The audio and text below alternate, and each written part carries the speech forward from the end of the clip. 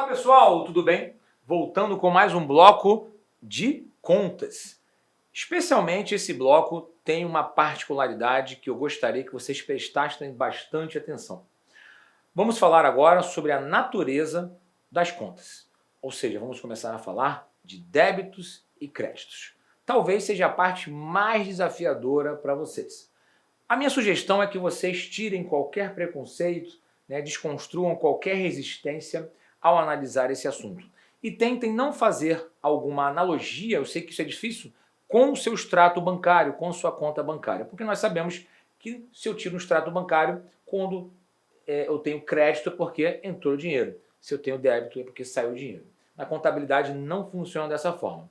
Nós vimos em blocos anteriores que a contabilidade trabalha com a igualdade de aplicação versus origem de recursos. Eu não posso ter uma aplicação sem origem de recursos. Por isso, o total de ativos devem ser iguais ao total de passivos mais patrimônio líquido. Existe essa igualdade porque eu tenho uma origem que foi aplicada, eu tenho uma aplicação que foi proveniente de uma origem. Então, com base nisso, nós vamos falar sobre a natureza dos saldos, ou seja, as contas possuem uma natureza, umas devedoras e outras credoras. Então, talvez seja a parte mais desafiadora até o momento para vocês. Então, essa aula foi destacada para fazer sozinha, para fazê-la sozinha aqui para mostrar para vocês. Legal? Então, vamos começar a falar sobre natureza das contas a partir de agora.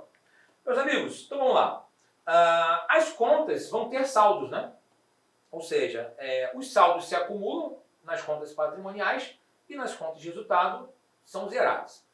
Bom, basicamente, os saldos das contas podem ter natureza devedora e natureza credora.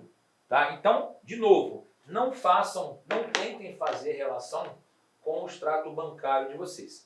Tá? Ou seja, quais são as contas que possuem natureza devedora? Ativo, despesa, retificadora do passivo e retificadora do patrimônio líquido.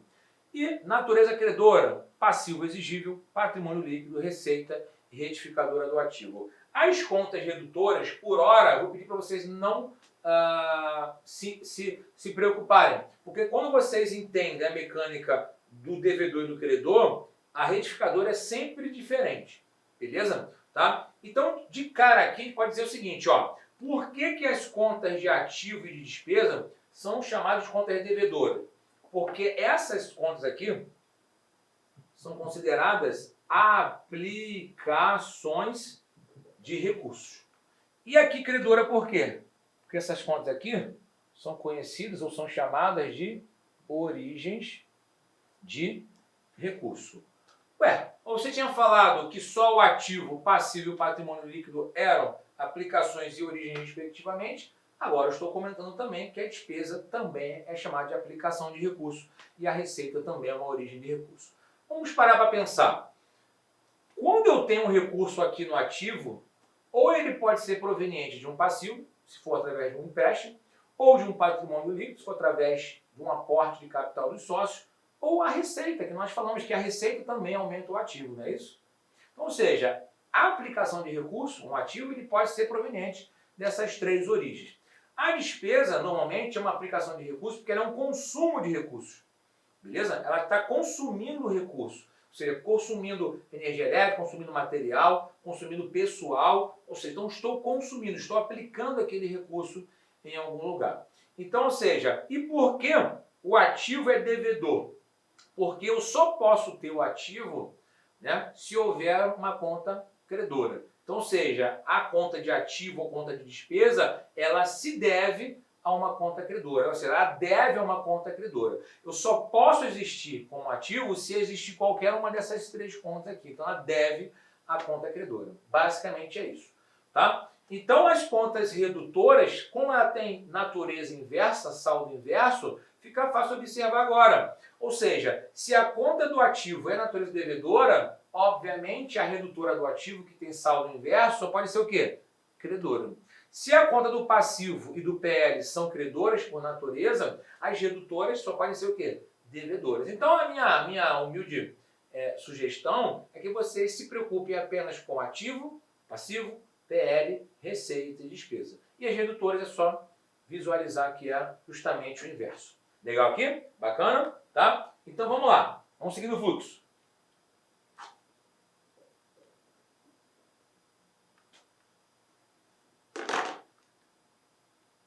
Diante desse quadro, é possível observar que os saldos das contas do ativo, assim como das despesas e as contas redutoras do passivo e patrimônio líquido, são aumentados quando as debitamos. Significa dizer o quê? Se ela possui natureza devedora, vou voltar aqui, ó, ela aumenta por débito, porque a natureza dela é devedora, e diminui por crédito. Beleza? Agora, as contas de passivo, receitas e redutoras, né, do ativo, ou seja, passivo, patrimônio líquido, redutora do ativo, são aumentados quando creditamos e diminuídos quando debitamos. Né? Faltou aqui o passivo mais o PL. Né? Então, ou seja, qual é a lógica aqui? Se eu tenho como conta credora passivo, patrimônio líquido, receita e do ativo, natureza credora aumenta por crédito e diminui por débito. Essa é a lógica aqui. Tá? Então vamos lá seguindo o fluxo. Considerando que ativo e despesa são aplicações de recursos, toda aplicação de recursos é devedora. Por quê? Porque ela deve a um passivo, a um PL ou uma receita. Passivo, patrimônio líquido e receita são origens de recursos. Podemos concluir que as origens de recursos sempre possuem natureza credora. Ou seja, origem de recursos sempre tem natureza credora. Então, aumentam com créditos e diminuem com débitos. As aplicações de recursos sempre vão ter natureza devedora. Então, vão aumentar por débitos e diminuir por créditos. Sei que para quem nunca viu isso, pode ser uma aberração isso aqui, mas isso aqui é uma lógica, né, que existe na contabilidade há mais de 500 anos e funciona perfeitamente. Tá? A diferença entre débitos e créditos é o saldo da conta. O saldo pode ser devedor ou credor. Tá? Se o valor dos débitos for superior ao valor dos créditos, a conta terá um saldo devedor. Se o valor dos créditos for superior aos débitos, a conta terá um saldo credor. Legal aqui? Agora, olha que bizu fantástico aqui, dois quadros maravilhosos que nós vamos mostrar para vocês. Então, ou seja, ao analisar as contas patrimoniais, qual é a conta devedora? Ativo, aplicação de recursos. Credora, passivo e patrimônio líquido, origem de recursos. Conta de resultado, despesa, aplicação de recursos, devedor. Credora, receita, origem de recursos. As redutoras são o quê? O inverso. Então, a redutora do ativo só pode ser credora e a redutora do passivo do PL só pode ser o quê? Devedora. Então, não se preocupe com as redutoras. Não se preocupe. Se vocês se preocuparem apenas com as contas patrimoniais de resultado, as tradicionais, a redutora é só pensar no momento inverso aqui. Beleza? Tá? Então, o próximo quadro, que eu acho lindo aqui demais, ó. Então, esse é o bizuzão. No primeiro momento, vocês vão ir muito ao quadro aqui, né, para poder fazer a consulta, tá? Então, vamos lá. Conta de ativo, por ser aplicação de recurso, natureza devedora. Aumenta por débito, diminui por crédito, se houver saldo, obrigatoriamente devedor. Passivo, PL, são origens de recursos, natureza credora, aumentam por crédito, diminui por débito, se houver saldo, obrigatoriamente credor. Legal? Despesas, aplicação de recursos, natureza devedora, aumenta por débito, diminui por crédito, se houver saldo, obrigatoriamente devedor. Receitas, origem de recursos, natureza credora, aumenta por crédito, diminui por débito, se houver saldo, obrigatoriamente credor. E as redutoras, o inverso. Se o ativo, natureza devedora, redutora do ativo, natureza credora. Se passivo e PL, natureza credora, as redutoras, natureza devedora. Assim, eu não tenho pretensão que vocês saiam dessa aula aqui, hoje, pela primeira vez, sabendo isso aqui de cor. Não, mas vocês precisam começar a absorver isso. Podem não aceitar no início, mas a contabilidade trabalha dessa forma e é perfeito. Aplicação versus origem de recursos. Tá? E com o passar dos outros blocos, a gente vai começar a citar essa aula de hoje aqui. Várias aulas serão provenientes desta aula aqui que nós vamos acabar fazendo referência. Legal? Bacana? Bom, Olá, meus amigos! Inicialmente eu peço licença de ter interrompido os seus estudos. Mas olha só, essa aula é uma aula demonstrativa aqui da Lá Concursos para você conhecer o professor Anderson Fumax. Você quer assistir essa videoaula? Aliás, você quer fazer um super curso de contabilidade? Então vem comigo. Nós aqui da Lá Concursos, nós temos, olha só, uma super isolada de contabilidade geral e avançada do professor Anderson Fumax.